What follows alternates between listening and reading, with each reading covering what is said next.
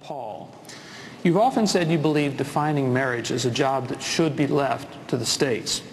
Recently, Senator Santorum asked if a state wanted to allow polygamy, would that be okay too?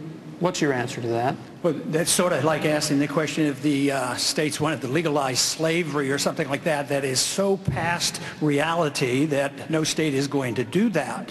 But on the issue of marriage, I think marriage should be between a single man and a single woman, and that the federal government shouldn't be involved. I want less government involvement. I don't want the federal government having a marriage police.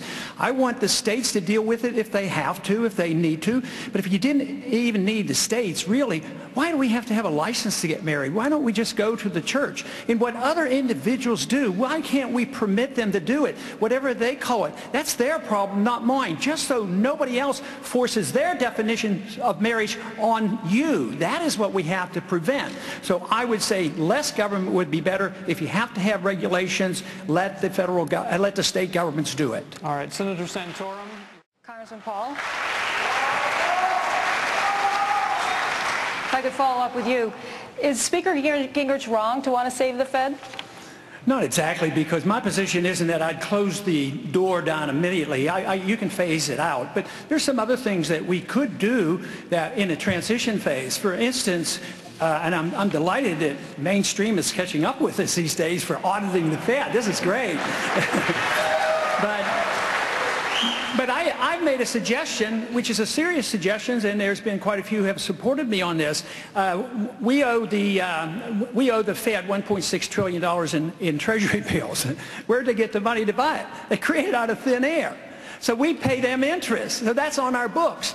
So we literally, with legislation, could wipe $1.6 trillion off. That's not a solution to the monetary problem or our spending problems, but it would give you a year to work this out, and we wouldn't have had any of that debate going on. Those were all scare tactics to try to scare people into doing things.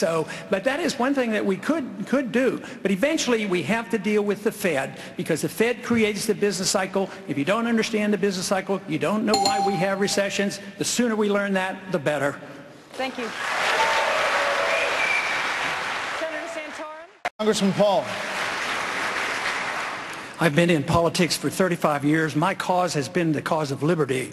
And I am convinced that liberty does not come from our government, but it comes from our Creator. And our goal should be peace and prosperity. It is under the principles of liberty that you have the greatest chance of achieving peace and prosperity.